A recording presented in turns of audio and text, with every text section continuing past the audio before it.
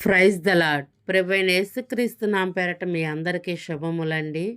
ఈరోజు మన బైబిల్ స్టోరీస్లో మనం చెప్పుకోబోతుంది బిలాము గురించి, బాలాకు గురించి స్టోరీ మనం నేర్చుకుందాం. ఇందులో దేవుడు మనతో ఏం మాట్లాడబోతున్నాడో చూద్దాము. వారు తిరిగి బాషాను మార్గముగా వెళ్ళినప్పుడు బాషాను రాజైన ఓగును అతని సమస్త జనమును ఎద్రాయిలో యుద్ధము చేయుటకు వారిని ఎదుర్కొని బయలుదేరగా యెహోవా మోషేతో ఇట్లా నేను అతనికి భయపడకము, నేను అతని సమస్త జనమును అతని దేశమును నీ చేతికి అప్పగించి తిని నీవు ఎప్సోనులో నివసించిన అమోరీల రాజైన సిహోనుకును చేసినట్లు ఇతనికి నీ చేయుదువు. కాబట్టి వారు అతని కుమారులను అతనికి ఒక్కడైనను శేషింపకుండా అతని సమస్త జనమును హతము చేసి అతని దేశమును స్వాధీనపరుచుకొనిరి అని దేవుడైతే మోషేకి నేను నీకు తోడుగా ఉంటాను, అతనికున్న సమస్తము కూడా నీ చేతులకు నేను అప్పచెప్తాను, మీరు బయలుదేరి వెళ్ళండి, ఆ యొక్క యుద్ధములో మీకు విజయం అనుగ్రహించువాడును నేనే అని అక్కడ దేవుడు తోడై ఉండి వారికి ఆ ప్రయాణం చేసినట్లు మన బైబిల్ గ్రంథంలో మనము చూస్తూ ఉన్నాం. తర్వాత ఇజ్రాయేలు సాగి ఎరుకోకు ఎదురుగా యోర్దాను తీరమునున్న మోయాబు మైదానములలో దిగిరి. సిఫోరు కుమారుడైన బాలాకు ఇజ్రాయేలు అమోరీయుల చేసినదంతయు చూసెను.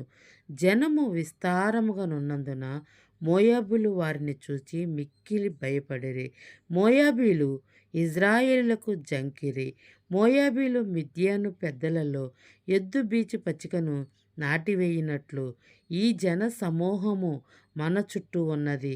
యావత్తును ఇప్పుడు నాకేయమని ఆ కాలమందు సిఫోర కుమారుడైన బాలాకు మోయాబులకు రాజు కాబట్టి అతడు బెయూరు కుమారుడైన బిలామును పిలుచుటకు అతన్ని జనుల దేశమందలి నది యొద్దనున్న ఫేతోరుకు దూతల చేత ఈ వర్తమానము పంపిస్తాడు. చెత్తగించుము, ఒక జనము ఐగుప్తుల నుండి వచ్చెను, ఇదిగో వారు భూతములను కప్పి నా ఎదుట దిగి ఉన్నారు. కాబట్టి నీవు దయచేసి వచ్చి నా నిమిత్తము ఈ జనమును శపించుము. వారు నాకంటే బలవంతులు, వారు హతము చేయుటకు నేను బలము పొందినేమో. అప్పుడు నేను ఈ దేశములోని వారిని తొలివేయుదును. ఎలయనగా నీవు దీవించిన వాడు దీవింపబడిననియు శపించిన వాడు శపింపబడిననియు నేనెరుగుదును. కాబట్టి మోయాబీలు పెద్దలు మిద్యానుకు సోదె సొమ్ము చేత పట్టుకొని బిలాము నొద్దకు వచ్చి బాలాకు మాటలను అతనితో చెప్పగా అతడు వారితో, ఈ రాత్రి ఇక్కడనే ఉండుడి, యెహోవా నాకు సెలవిచ్చిన మాటలను నేను తిరిగి వచ్చి మీతో చెప్పేదనెను. అప్పుడు మోయాబు అధికారులు బిలాము నొద్ద బస చేసిరి. దేవుడు బిలాము నొద్దకు వచ్చి నీ యొద్దనున్న ఈ మనుషులు ఎవరనని అడగగా బిలాము దేవునితో ఇట్లనెను, సిఫోరు కుమారుడైన బాలాకును మోయాబు రాజు చిత్తగించుము, ఒక జనము ఐగుప్తు నుండి బయలుదేరి వచ్చెను, వారు భూతమును కప్పుచున్నారు, నీవు ఇప్పుడే వచ్చి నా నిమిత్తము వారిని శపించుము, నేను వారితో యుద్ధము చేసి వారిని తొలివేయుదునేమో అని వీరి చేత నాకు వర్తమానము పంపెను. అందుకు దేవుడు, నీవు వారితో వెళ్ళకూడదు, ఆ ప్రజలు శపింపకూడదు, వారు ఆశీర్వదించబడిన వారు అని బిలాముతో చెప్పాను. కాబట్టి బిలాము ఉదయమున లేచి బాలాకు అధికారులతో, మీరు మీ స్వదేశమునకు వెళ్ళుడి, మీతో కూడా వచ్చుటకు యెహోవా నాకు సెలవియ్యనని చెప్పుచున్నాడనగా మోయాబు అధికారులు లేచి బాలాకు నొద్దకు వెళ్ళి, బిలాము మాతో కూడా రానొల్లడాయనని ఆయనను బాలాకు వారి కంటే బహు ఘనత వహించి మరి ఎక్కువ మంది అధికారులను మరలా పంపెను. వారు బిలామునొద్దకు వచ్చి అతనితో, నీవు దయచేసి నా యొద్దకు వచ్చుట ఏమి అడ్డము చెప్పకము. నేను నీకు బహు ఘనత కలగచేసేదను. నీవు నాతో ఏమి చెప్పుదువో అది చేసేదను గనక నీవు దయచేసి వచ్చి నా నిమిత్తము ఈ జనులు శపింపమని సిఫోరా కుమారుడైన బాలాకు చెప్పమనిరి. అందుకు బిలాము, బాలాకు తన ఇంటెడ వెండి బంగారములు నాకిచ్చినన్ని కొద్ది పనైనను గొప్పదైనను చెయ్యునట్లు నేను నా దేవుడైన యెహోవా నోటి మాట మేరలేను. కాబట్టి మీరు దయచేసి ఈ రాత్రి ఇక్కడ ఉండుడి. యెహోవా నాతో ఇకనేమి చెప్పునో నేను తెలుసుకొందును. బాలాకు సేవకులకు ఉత్తరమిచ్చాను. ఆ రాత్రి దేవుడు బిలామునొద్దకు వచ్చి, ఆ మనుషులు నిన్ను పిలవవచ్చిన ఎడల నీవు లేచి వారితో వెళ్ళుము. అయితే నేను నీతో చెప్పిన మాట చప్పునే నీవు చెయ్యవలెనని అతనికి సెలవిచ్చాను. ఉదయము బిలాము లేచెను. మొదట దేవుడు వద్దు అని చెప్పిన బిలాము వినల. మరలా దేవుణ్ణి అడిగినట్లు, మరలా దేవుడు పంపిస్తున్నట్లు ఇక్కడ చూస్తూ ఉన్నాము. లేచి తన గాడిదకు గంత కట్టి మోయాబీ అధికారులతో కూడా వెళ్ళెను. అతడు వెళ్ళుచూ ఉండగా దేవుని కోపము రగులుకొనెను. యెహోవా దూత అతనికి విరోధి అయి త్రోవలో నిలిచెను.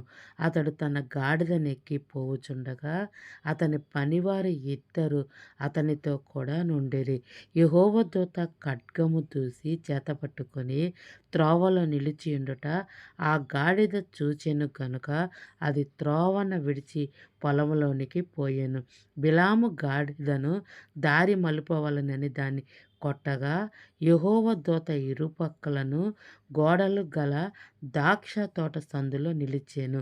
గాడిద యెహోవా దూతను చూచి బిలాము మీద పడి కాలును గోడకు అదిమెను గనుక అతడు దాన్ని మరలా కొట్టెను.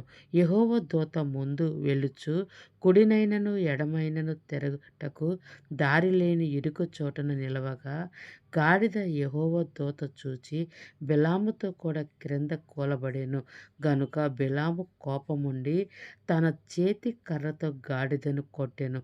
అప్పుడు యెహోవా ఆ గాడిదకు వాక్కునిచ్చెను గనుక అది, నీవు నన్ను ముమ్మారు కొట్టితివి, నేను నిన్నేమి చేసి తిని బిలాముతో అనగా, బిలాము నీవు నా మీద తిరగబడితివి, నా చేత ఖడ్గమున్న ఎడల నిన్ను చంపుదునని గాడిదతో అనెను. అందుకు గాడిద, నేను నీ దాననైతిని మొదలుకొని నేటి వరకు నీవు ఎక్కుచూ వచ్చిన నీ గాడిదను కానా, నేనెప్పుడు నీకిట్లా చెయ్యుట కదా అని బిలాముతో అనగా అతడు లేదనెను.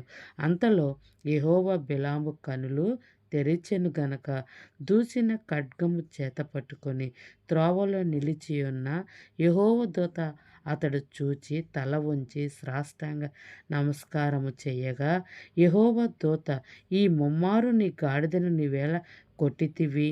ఇదిగో నా ఎదుట నీ నడత విపరీతమైనది గనక నేను నీకు విరోధినై బయలుదేరి వచ్చితిని.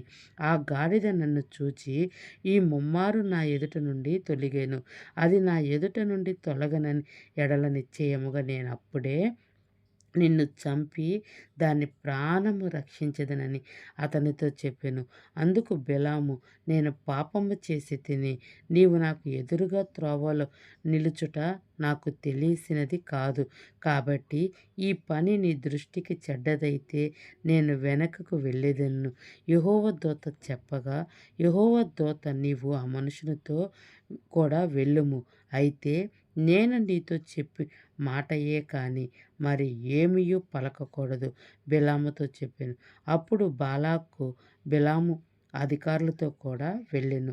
బిలాము వచ్చినని బాలాకు విని ఆ పొలిమేరు చివరనున్న అర్నోను తీరమందలి మోయాబీ పట్టణం వరకు అతన్ని ఎదుర్కొని బయలుదేరగా బాలాకు బిలాముతో, నిన్ను పిలుచుట నేను నీ యొద్దకు దూతలను పంపితిని కదా, నా యొద్దకు నీవేళ రాకపోతివి, నిన్ను ఘనపరచు సమర్థుడును కానా అనెను. అందుకు బిలాము, ఇదిగో నీ యొద్దకు వచ్చి తిని, అయినా ఏదైనా చెప్పుట నాకు శక్తి కలదా?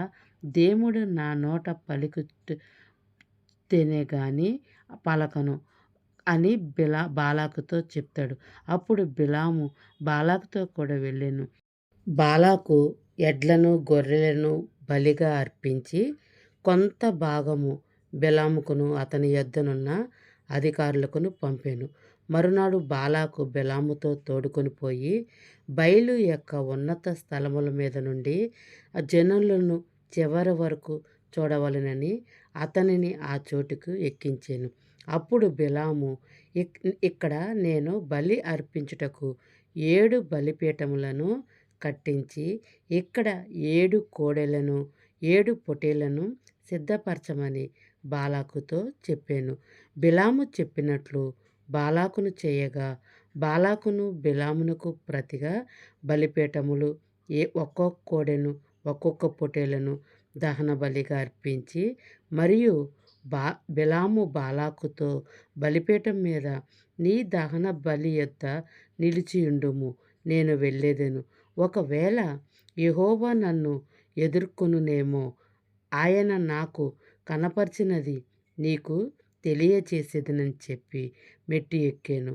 దేవుడు బిలాముకు ప్రత్యక్షము కాగా అతడు, నేను 7 బలిపీఠములను సిద్ధపరిచి దాని మీదను ఒక్క కోడెను ఒక్క పొట్టేలను అర్పించుతున్న అని ఆయనతో చెప్పగా, యెహోవా ఒక మాట బిలాము నోట ఉంచి, నీవు బాలాకు నొద్దకు తిరిగి వెళ్ళి ఇట్లా చెప్పమనెను. అతడు బాలాకు నొద్దకు తిరిగి వెళ్ళినప్పుడు అతడు మోయాబు అధికారులందరితో తన దహన బలి యొద్ద నిలిచియుండెను.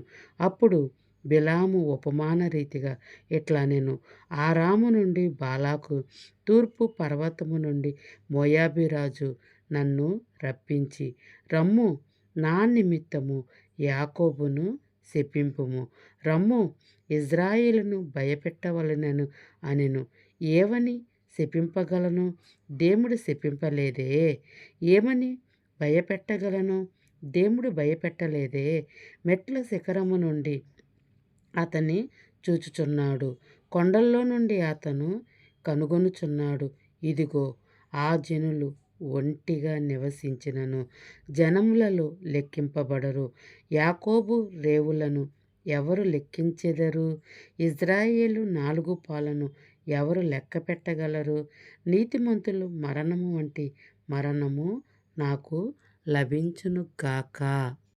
నా అంత్యదశ వారి అంతము వంటి దగును గాక అనెను. అంతటా బాలాకు బిలాముతో, నీవు నాకేమి చేసితివి? నా శత్రువులను శపించుటకు నిన్ను రప్పించి తిని, అయితే నీవు వారిని పూర్తిగా దీవించితివనెను. అందుకు అతడు, యెహోవా నా నోట నుంచనే దానిని నేను శ్రద్ధగా పలకవద్దా అని ఉత్తరమిచ్చాను. అప్పుడు బాలాకు, దయచేసి నాతో కూడా మరి ఒక చోటికి రమ్ము, అక్కడ నుండి వారిని చూడవచ్చును, వారి చివరి మాత్రమే కనబడును గాని వారందరూ నీకు కనబడుదురు.